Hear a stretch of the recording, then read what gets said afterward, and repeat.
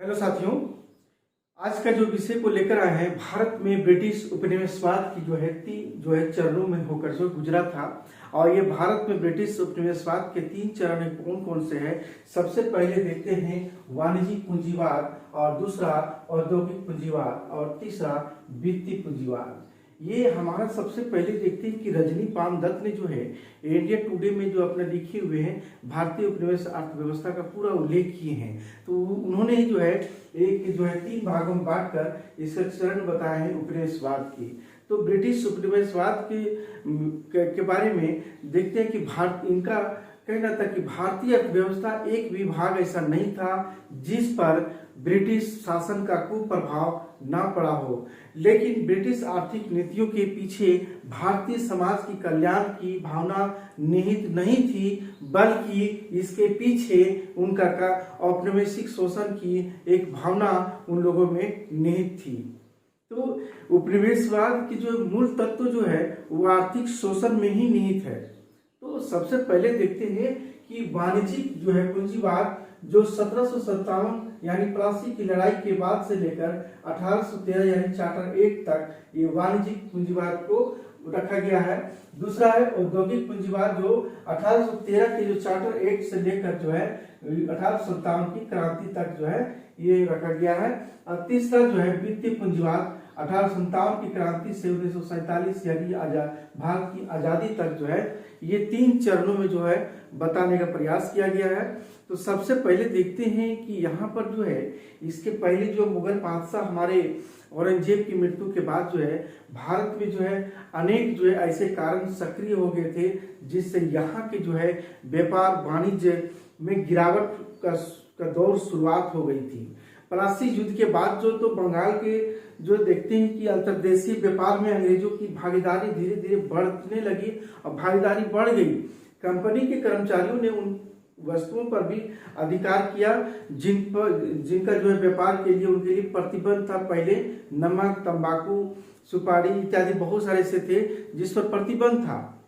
बक्सर युद्ध के बाद क्या होता है कि भारतीय अर्थव्यवस्था को एक तरह से सक्षम औपनिवेशिक अर्थव्यवस्था में तब्दील कर दिया। एक तरह से हम देखते हैं क्योंकि कंपनी को क्या यहाँ पर दीवानी का अधिकार तो मिला ही, साथ ही साथ उन्होंने द्वैध शासन प्रणाली द्वारा राजनीतिक अर्थव्यवस्था पर भी जो है नियंत्रण स्थापित कर दिया। तो इसी तरह हम देखते हैं कि जो ये तीनों चरणों के से जो होकर गुजरा है, तो ईस्ट इंडिया कंपनी जो है इजारेदार कंपनी के रूप में आई थी। 3 नीतियां इन्होंने भी बनाई थी, जैसे सत्ता पर अनचाहे लोग जितने भी अपनी मर्जी से जो है अपने शासक बैठाया गया। शासक के जो है व्यापारिक सुविधाएं, रियायतें अधिक से अधिक प्राप्त किया जाना, भारत के अंदर ही आर्थिक स्रोत कैसे ढूंढा जाए तो उन्होंने ढूंढा, ताकि जो भारत के सामान की जो मूल्य की जो अदायगी है वो भारत में ही हो जाएगी। इस दौर में कुल मिलाकर हम देखा जाए तो व्यापार का संतुलन अपने तरफ कर लेने की पूरी कोशिश की गई और कम से कम लागत पर जो है अधिक से अधिक मुनाफा प्राप्त करने की कोशिश की गई।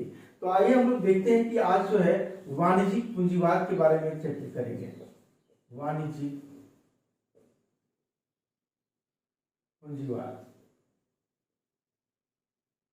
इसके अंतर्गत देखते हैं यहाँ 1857 ईस्वी से लेकर यानी प्लासी से लेकर जो है चार्टर एक्ट 1813 ईस्वी तक का हम लोग इसमें देखेंगे कि वाणिज्यिक पूंजीवाद यानी 1857 से 1813 के अंतर्गत हम देखते हैं कि आज हम देखते हैं कि वाणिज्य के बारे में चर्चा करते हैं कि सबसे पहले जो ये वाणिज्यिक पूंजीवाद का कौन से ऐसे तत्व हैं। तो ये सबसे पहले हम देखते हैं व्यापार पर यानी एक अधिकार रखना, यानी इस तरह से जो है व्यापार पर एक अधिकार, ये व्यापार पर जो है एक अधिकार। सबसे पहले जो है व्यापार पर एक अधिकार रखना, ये जो है अंग्रेजों का जो सबसे बड़ा कदम था इस पर, क्योंकि इन्होंने सबसे पहले जितनी भी प्रतिद्वंदी कंपनियां थी सबको सीमित कर दिया। यानी सभी, याद रखेंगे, सभी प्रतिद्वंदी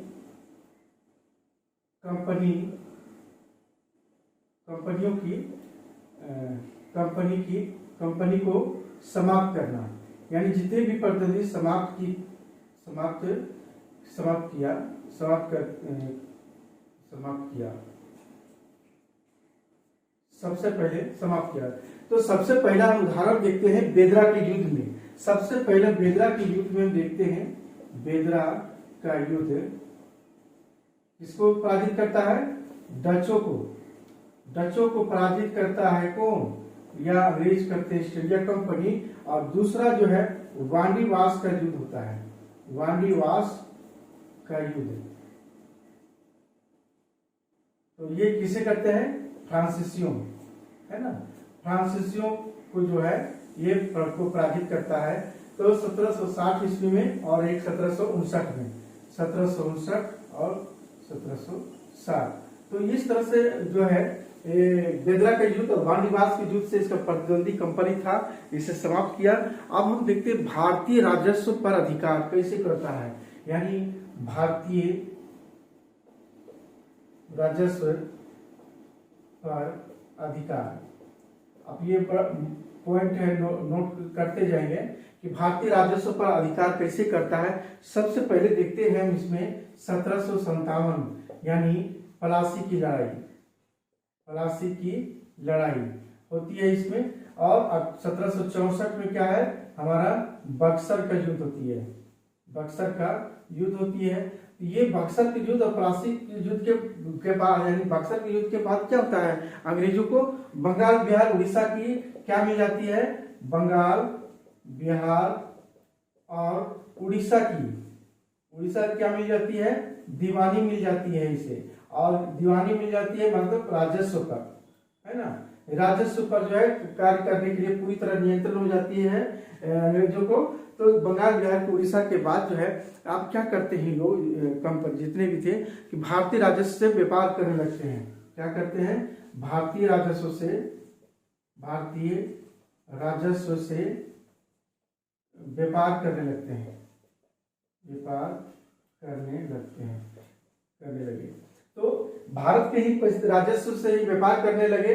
और कुछ निजी जितने भी थे नागरिक थे, ब्रिटिश नागरिक थे, सभी जितने भी थे सभी जो करने लगे। अब ये जो व्यापार करने लगे तो लॉर्ड क्लाइव जब आया था तो इस समय क्या किया? इन्होंने द्वैत शासन प्रणाली लागू कर दिया, शासन प्रणाली, निजामत और ठीक है दोनों को, यानी द्वैत शासन प्रणाली लागू कर दिया। अब द्वैत शासन प्रणाली करते तो अत्यधिक धन जो है आ गया, अत्यधिक धन का शोषण किया। क्या किया? अत्यधिक धन का शोषण किया। यानी द्वैत शासन प्रणाली से क्या हुआ? अत्यधिक धन का शोषण किया। ये थे भारतीय राजस्व पर अधिकार। आप देखते हैं भू राजस्व नीतियां, ये भू राजस्व नीतियां, भू राजस्व नीतियों के अंतर्गत हम देखते हैं, सबसे पहले पिछले वीडियो बताए हैं कि हमारा जो है रैयतवाड़ी और महलवाड़ी, अस्थाई बंदोबस्त, अस्थाई बंदोबस्त, अस्थाई बंदोबस्त, महलवाड़ी, रैयतवाड़ी, रैयतवाड़ी व्यवस्था और महलवाड़ी। तो ये सब जो व्यवस्था, महलवाड़ी व्यवस्था, तो ये जो तीनों जो व्यवस्था जो था वो क्या था हमारा? ये हमारा जो था ये कंपनी ने जो है अस्थाई बंदोबस्त, रैयतवाड़ी और महलवाड़ी व्यवस्था से क्या किया? इन लोगों ने राजस्व पर नियंत्रण किया। क्या किया? राजस्व पर नियंत्रण किया। कितना टैक्स देना है, कितना नहीं देना है, किसके साथ क्या करना है, ये राजस्व पर नियंत्रण कर दिया। ये भू राजस्व नीतियां इसकी थी। एक और देखते हैं व्यापार में अधिकतम लाभ प्राप्त करना, यानी व्यापार से कितना अधिक से, व्यापार से अधिकतम लाभ प्राप्त करना, जितना अधिक हो सके व्यापार से लाभ कैसे प्राप्त किया जाए। तो इन लोगों ने जो सबसे पहले एक अधिकार को किया, जितने भी लाभ के लिए जो है एक अधिकार, व्यापार को लेकर जो एक अधिकार किया। दूसरा किया राजनीतिक हस्तक्षेप। क्या था?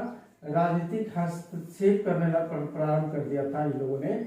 जितने भी रियासत था, रियासतों के साथ जो है हस्तक्षेप करने लगे।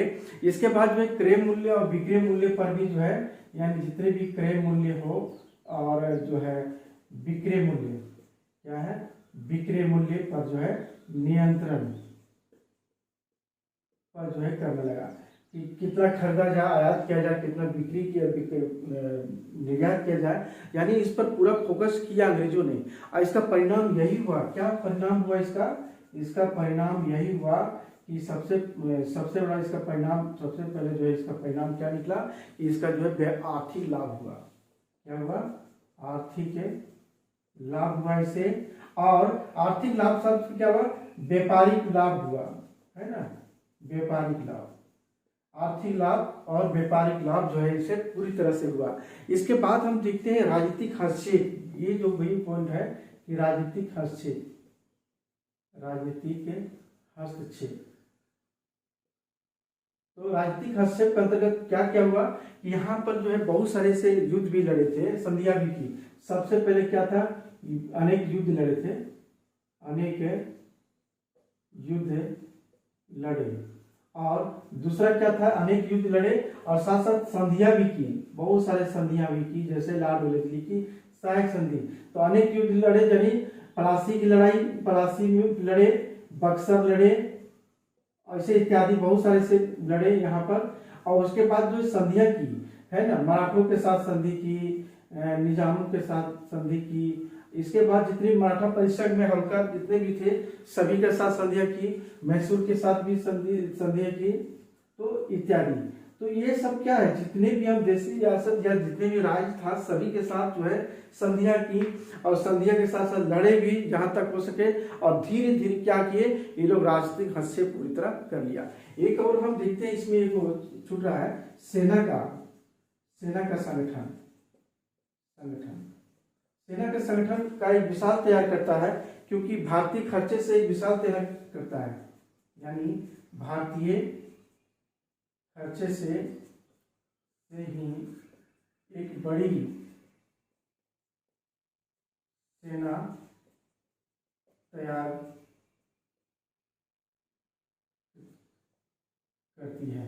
ये किसके साथ? ये एक सहायक संधि के तहत, सहायक संधि के तहत, यानी सहायक संधि के तहत ही जो है करते हैं। क्योंकि भारतीय रियासत के जितने राजा थे सभी राजाओं के साथ क्या था, सभी राजाओं के साथ जो है ये संधि करके और अपने जितने भी सैनिकों की पालन पोषण से लेकर हर चीज की सुविधाएं जो है तैयार करवाती थी राजा, तो उसके साथ सहायक संधि करती थी। इस तरह से हम देखते हैं कि व्यापार पर एकाधिकार सबसे पहला।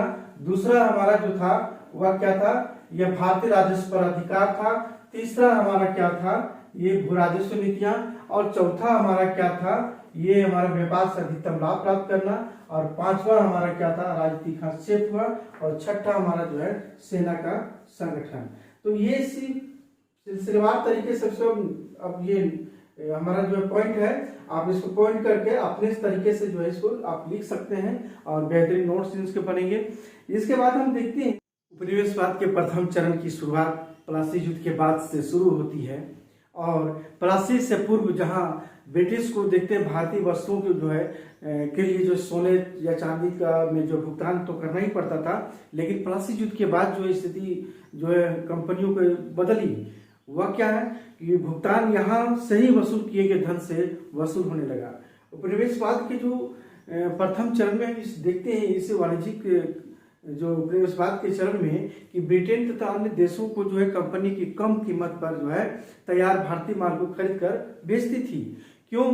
क्योंकि वो कंपनी अच्छी कीमत जो है वसूलती थी। इस चरण में जो है बंगाल तथा अन्य क्षेत्रों से वसूले गए भू राजस्व से भारतीय माल खरीदा जाता था तथा जो है इसके अलावा जो है अन्य देशों के कई गुना अच्छी कीमत पर जो है निर्यात कर दिया जाता था। रजनी पाम दत्त महोदय ने जो है कंपनी के बारे में कहा कि 1757 से लेकर 1765 ईस्वी के बीच बंगाल के नवाबों से करीब 40 लाख पाउंड वार्षिक उपहार प्राप्त किए थे। इस तरह से देसी राजाओं से यानी वहां के राजाओं से बेहिसाब संपत्ति, उपहार, भेंटें, रिश्वतें इस तरह से प्राप्त की थी। तो देश में जो पुराने जो प्रशासनिक ढांचों की जो है एक मामूली परिवर्तन के साथ ही बनाए रखा गया था कंपनी द्वारा। कंपनी के जो व्यापार तथा कर्मचारियों के जो निजी व्यापार है वह निजी व्यापार के द्वारा देश को शोषण किया था एक तरह से, क्योंकि ईस्ट इंडिया कंपनी ने भारत में व्यापारिक तानाशाही को स्थापित किया था। तो ये हमारा जो था कि वाणिज्यिक पूंजीवाद के अंतर्गत जो था यह बहुत ही महत्वपूर्ण था, क्योंकि भारत में ब्रिटिश सुप्रीमेसी के चरण में। अगला वीडियो में औद्योगिक पूंजीवाद के बारे में चर्चा करेंगे, ये जो 1813 से चार्टर एक्ट से लेकर 1857 ईस्वी के अंत तक है।